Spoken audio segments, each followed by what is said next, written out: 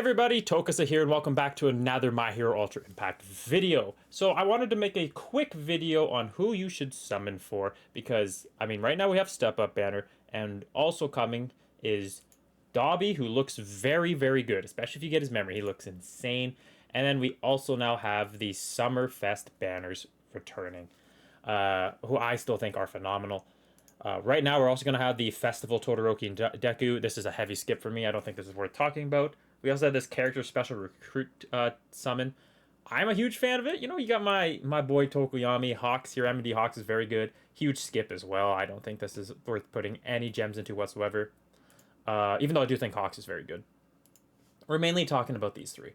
Now, I know you might be thinking, well, there's not really a point in bringing up Kaminari if he goes away before the other two, that being Nejire, Ochako, and Dabi go away, or come. So, he'll leave, they'll come, right? But he's on a step-up banner, and you're going to use a hell of a lot of gems on that banner. You probably already have, honestly. You're probably watching this right now and realizing how many gems you spent. But if you haven't spent a lot now, I guess I can kind of, speak on that behalf. But, yeah, we'll start with, honestly, to me, being completely real, the least important out of this. Now, obviously, opinions can matter. Characters you like can matter. So don't take my opinions with a grain of salt. I'm just kind of going off percentages. And this is Dabi's banner. So I would say out of the three, this is probably the least most important banner. Even though I do love Dabi, one of the coolest characters, and him in the memory combo, he could be as good as full 100. And I do think full 100 is a top 5 unit in this freaking game, right? The way he's constructed, if you get this, you get that nice nullify status elements. He's got last stand for a multiple amount of turns when he's burning. So you can constantly keep Dabi burning. He's going to live forever. Bullseye on all of his attacks. He's insanely good. But long story short, Genipool banner. Two things you're chasing on 0.7 rates are just never the way to go in this game.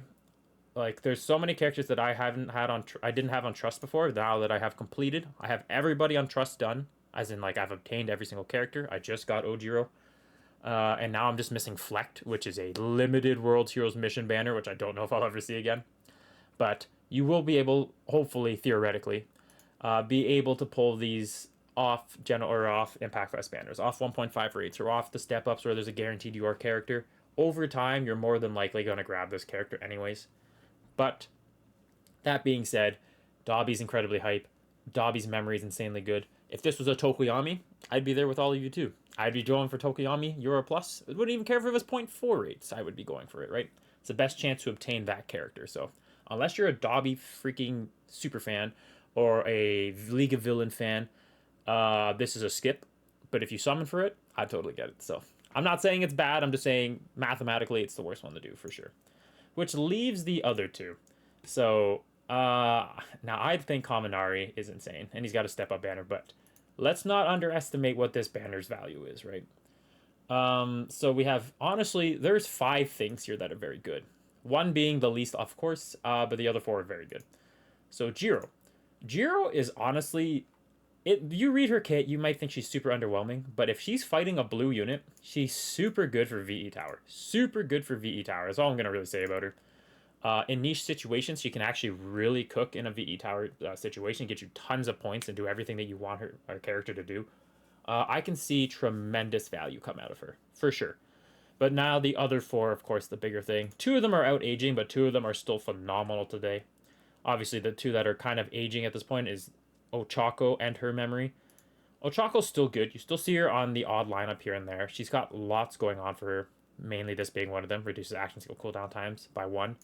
When you second or later, insanely good, right? Plus ultra gauge up, dodge for the team, which has always been huge, max HP. You read this, and this is what you want on a supportive character these days. So that's why, to this day, she still ran. She's still on teams. And she can still be very effective, right? So I do think Summer Ochako is still insanely good. And so is Splash. Now, Splash is starting to lose value, and that's because they're finally dropping memories that can also reduce action skill cooldown time for all allies. This has been as powerful as it has been for so long because that was never a thing. This was one of the only memories out there other than I can't even think off the top of my head, that actually lowered action skill cooldown time. And that's what made this as good as it was, right? You have a nice little speed increase for all your allies. And then your max HP, if there's a female character on the team, very easy to do, right? Still is to this day with so many prominent top tier females.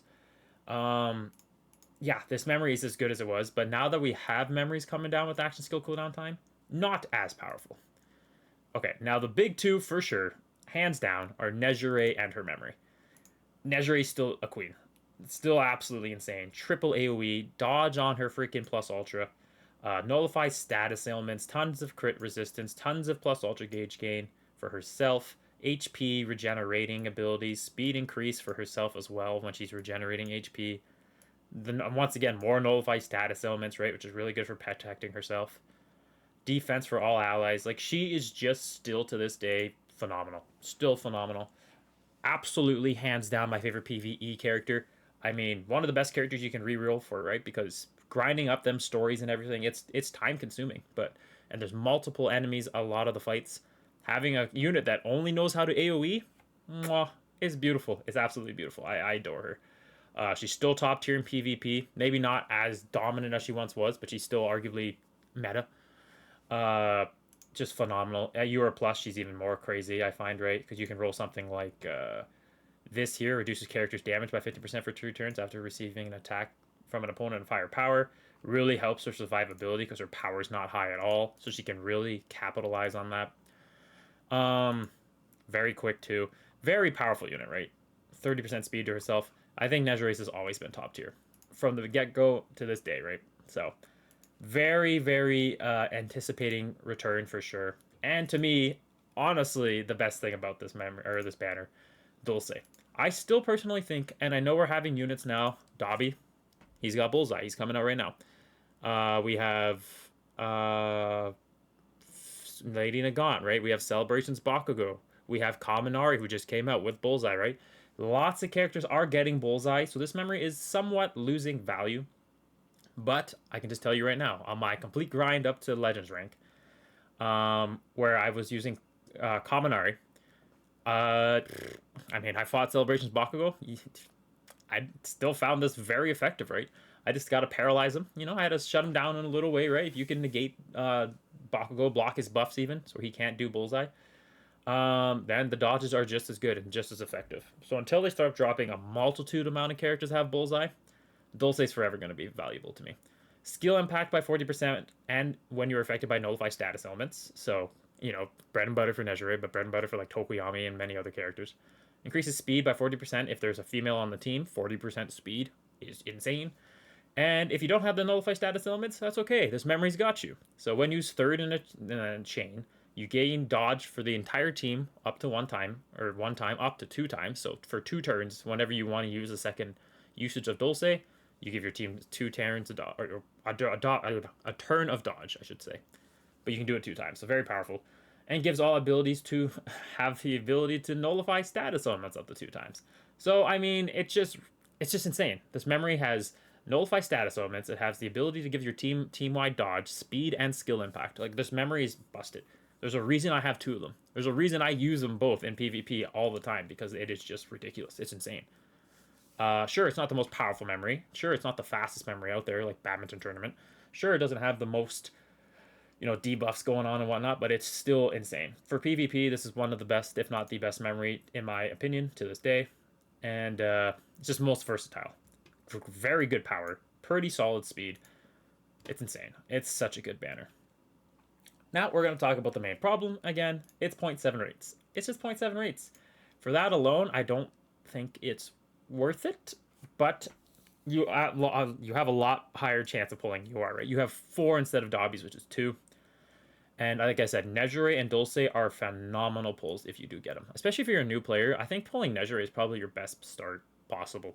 Like, I just think for just grinding all the PvE content, she's so good. She's insane. And then Dulce, I think, is the best PvP memory, if not top 5. Top 5 for sure. And then if you pull anybody else, it's still a win. Like, there is value in them. That being said, this is a step-up banner. And, I mean, I could have just made this video 1 minute long, but step-up banners are always the way to go. Always. Now, like, you can't pass up these stars. You can't pass up these UR memory dupes, right? There's so much value in here. So I think if you're a new player, or even just like a mid player trying to get some trust characters, you're just trying to build up some stars or memories, this is still the banner to go for. I'm going to talk into an end game perspective. Let's say you have almost every character in the entire game and you're debating who do you want to max out more. I think Nejire is better than Kaminari from level 100 to level 130. I think Nejire is the better character. I think she offers more. She's faster. She's got status ailments. If you rate and you have a chance to pull Dulce.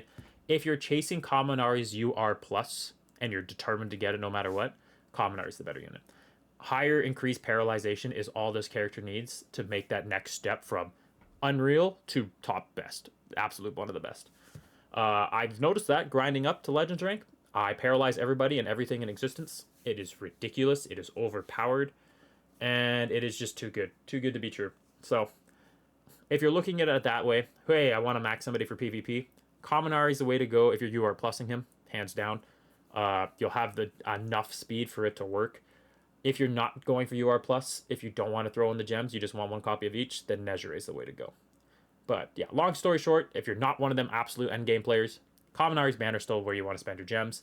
Then after that, if you want to summon for Nejire and not wait for the Summerfest unit to come after probably Dabi, then Nejire is the best way to go. This is complete bait, by the way, throwing this banner up before the newest Summerfest banner. Remember that there is going to be another limited time unit, which could be another step up banner, which is why I'm saying skip Dabi, please, because there's a good chance we do get step ups again. Yeah, and that's just always your best bang for your buck. It is always better to go for step ups. So excited to see what they have coming forward. But like I said, you summon for who you want to summon. I'm just stating, percentage wise, getting characters and building your account stronger. What's best? And I could be wrong about that too, but that's just how I feel. Anyways, thank y'all for watching. Like and subscribe if you haven't done that yet. We're striving for 1,000 subscribers, so if you haven't hit that red button down below, please do so. It would mean a lot to me. And yeah, let me know your thoughts and opinions on who you should summon for. I understand Nejire is insanely hype. I would probably chase it if I didn't, but I have 2 max Dulces and a max UR plus Nejire. So I mean, I don't have a usage to go back in there. But I understand the appeal to it. Like, me just looking at that banner gets me, it sounds weird when I word it that way, but gets me excited because it's so, it's very promising. There's lots and lots of value in it. And yeah, Dabi looks insane, but general banner unit, and then Kaminari, step up banner. Take advantage of it, take advantage of it, and take advantage of it. That's all I'm going to say. Anyways, thank you for watching. Let me know what you're summoning on. Let me know your thoughts and opinions of what I just said. And until the next one, take care. And Tokus out.